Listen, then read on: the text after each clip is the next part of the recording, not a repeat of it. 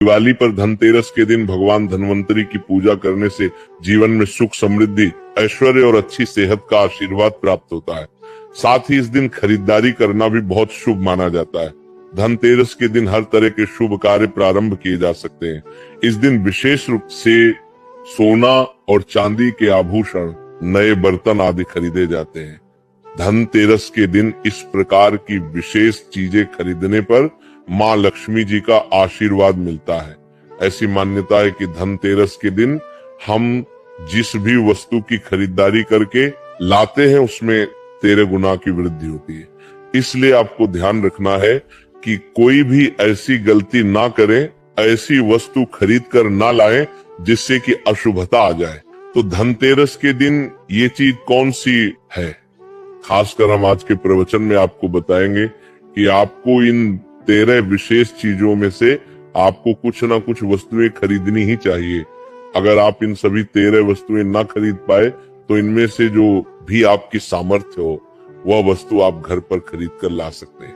धनतेरस के दिन माँ लक्ष्मी जी, कुबेर देवता और धन्वंतरी भगवान की पूजा करने से घर हमेशा धन, धान्य, सुख, सुविधा और वैभव से भरा रहता है। धनतेरस के दिन जो लोग सोने चांदी से बने हुए आभूषण या सोना चांदी ना खरीद पाए, उन्हें भी इस दिन कुछ चीज अवश्य ही खरीदनी चाहिए।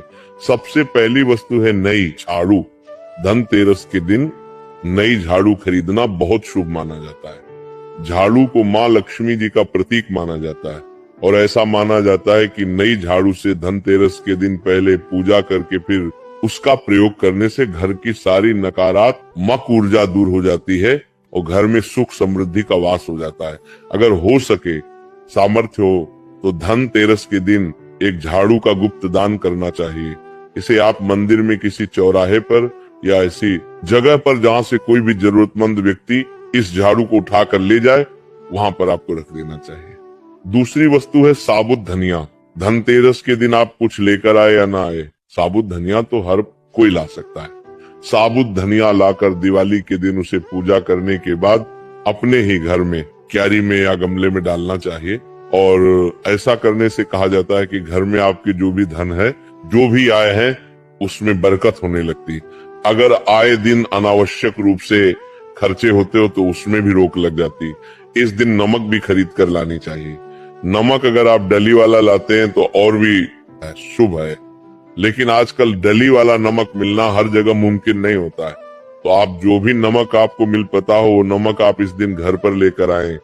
धनतेरस से लेकर दीपावली के अगले दिन गोवर्धन और भाई दूज तक आप इसी नमक का प्रयोग करें और इन 5 दिनों तक लगातार आपको नमक का पोछा भी घर में लगाना चाहिए। ऐसा करने से एक तो दरिद्रता दूर हो जाती है और घर से नकारात्मक ऊर्जा भी दूर हो जाती। चौथी वस्तु जो आपको घर पर लानी चाहिए वो है गोमती चक्र। कहते हैं कि जिस घर में गोमती चक्र होता है वहाँ सुख, सौभाग्य और समृद्धि की वृद्धि होती है। गोमती चक्र घर पर रखने से वास्तु दोष भी दूर हो जाता है और अगर घर परिवार में किसी भी सदस्य में आत्मविश्वास की कमी हो तो धनतेरस के दिन गोमती चक्र लाकर उनके हाथ से पूजा करवा कर फिर बाद में आपको इन गोमती चक्र को अपने मंदिर में या फिर धन रखने के स्थान पर आपको रख देना चाहिए। ऐसा करने से जो भी संबंधित परेशानी है वो दूर हो जाती है। आपको ये सारी वस्तुएं मार्केट में, पूजा वाली दुकान में बहुत आसानी से मिल जाएंगी। 5वीं वास्तु है कौड़ियाँ। कौड़ियाँ आपको सफेद, भूरी, पीली चितकबरी मिल जाएंगी, लेकिन आपको 2 कौड़ी लानी है। वो या तो सफेद लेकर आए या फिर पीले रंग की कौड़ियाँ लेकर आए। कहते हैं जिस घर में कौड़ियाँ होती है वहाँ पर महालक्ष्मी जी हमेशा वास करती है। कौड़ियाँ माँ लक्ष्मी जी को आकर्षित करती है, इसलिए आज के दिन आप 5, 7, 11 या 13 कौड़ियाँ लाकर आप चाहें तो धनतेरस की शाम को या फिर दीपावली की रात को इनकी पूजा करके रोली, अक्षत, कुमकुम अर्पित करके फिर एक लाल कपड़े में बांधकर आपको अपने घर में जहाँ पर भी आप धन रखते हैं वहाँ रख देना चाहिए। हर साल आप इन्हीं पुरानी कौड़ियों की पूजा कर सकते हैं। हर साल आपको कौड़ियाँ खरीदने की आवश्यकता नहीं है। यदि आप नई कौड़ियाँ खरीदना ही चाहते हैं तो पुरानी कौड़ियों को आप जल में प्रवाहित कर दें। 6ठी वस्तु है श्री यंत्र। श्री यंत्र खरीदते समय देखिए कि उस पर सभी चिन्ह, सभी जो भी निशान होते हैं वो अच्छे से अंकित होने चाहिए। श्री यंत्र जिस घर में होता है, नियमित रूप से श्री यंत्र की पूजा जिस घर में होती है, वहां पर भी कभी धन का अभाव नहीं रहता। श्री यंत्र की उत्पत्ति को लेकर धार्मिक पुराणों में उल्लेख मिलता है कि एक बार महालक्ष्मी जी अप्रसन्न होकर पृथ्वी से वैकुंठ लोक चली गई। माता के रुष्ट हो जाने से धरती पर बहुत सारी समस्याएं प्रकट हो गई। ब्राह्मण और महाजन बिना लक्ष्मी जी के निधन हो गए। तब ब्राह्मणों में श्रेष्ठ वशिष्ठ मुनि ने निश्चय किया कि मैं लक्ष्मी जी को प्रसन्न कर पृथ्वी पर वापस ले आऊंगा। जब मुनि वशिष्ठ वैकुंठ में जाकर महालक्ष्मी जी से मिले तो उन्हें पता चला कि महालक्ष्मी जी तो अब प्रसन्न है और वह किसी भी स्थिति में पृथ्वी पर आने को तैयार नहीं है। तब वशिष्ठ जी ने वहीं पर बैठकर भगवान विष्णु की आराधना शुरू कर दी। नारायण ने प्रसन्न है होकर मुनि वशिष्ठ को अपने दर्शन दिए। वशिष्ठ जी ने श्री हरि विष्णु से कहा कि हम पृथ्वी पर बिना लक्ष्मी जी के बहुत दुखी हैं। हमारे सारे आश्रम उजड़ गए, धरती पर वैभव खत्म होने वाला है। ये सुनकर भगवान विष्णु वशिष्ठ मुनि को साथ लेकर महालक्ष्मी जी के पास गए और उन्हें मनाने की कोशिश की, लेकिन फिर भी महालक्ष्मी जी नहीं मानी। तब उन्होंने कहा कि मैं किसी भी स्थिति में पृथ्वी पर वापस जाने को तैयार ही नहीं हूँ। जब चारों दिशाओं में महालक्ष्मी जी के पृथ्वी पर वापस न आने की बात फैल गई, तब देवताओं के गुरु बृहस्पति जी ने एक युक्ति सुझाई। उन्होंने कहा कि अब श्री यंत्र साधना ही एकमात्र उपाय बचा है जिसे महालक्ष्मी जी को धरती पर आना ही पड़ेगा।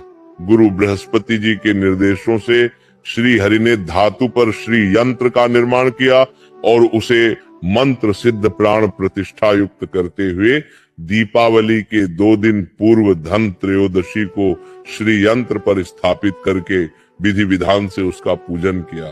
पूजन समाप्त होते होते माता लक्ष्मी जी को वहां आना ही पड़ा और वे बोली कि मैं किसी भी स्थिति में यहाँ आने के लिए तैयार नहीं थी, ये मेरा प्रण था, परंतु बृहस्पति जी की युक्ति से मुझे आना ही पड़ा। श्री यंत्र मेरा आधार है और इसी में मेरी आत्मा भी बसती है। यही कारण है कि धनतेरस के दिन श्री यंत्र खरीदना चाहिए और अपने घर में स्थापित करना चाहिए। 7वीं वस्तु है 7 मुखी रुद्राक्ष की माला या फिर 7 मुखी रुद्राक्ष। अगर आप धनतेरस के दिन 7 मुखी रुद्राक्ष को घर पर लाते हैं और फिर उसकी विधि विधान से पूजा करते हैं या भगवान शिव की पूजा में आप इस रुद्राक्ष को प्रयोग करते हैं, किसी भी मंत्र का जाप करते हैं, तो उससे भी आपके घर में कभी परेशानी नहीं आती। किसी प्रकार का कोई अकाल मृत्यु का भय नहीं रहता, क्योंकि दीपावली दीपों का त्योहार होता है और इस दिन अपने घर में सामर्थ्य के अनुसार दीपक जलाए जाते हैं। धनतेरस के दिन भी दीप जलाने चाहिए। अगर आप चाहते हैं आपके घर में साक्षात महालक्ष्मी जी का वास सदा बना रहे, पूरे वर्ष भर आपके घर में धन की कोई कमी ना रहे, आपको कभी कर्ज लेने की नौबत ना आए, तो ऐसे में धनतेरस की शाम को आप 13 दीपक घर के अंदर और 13 दीपक घर के बाहर जलाएं।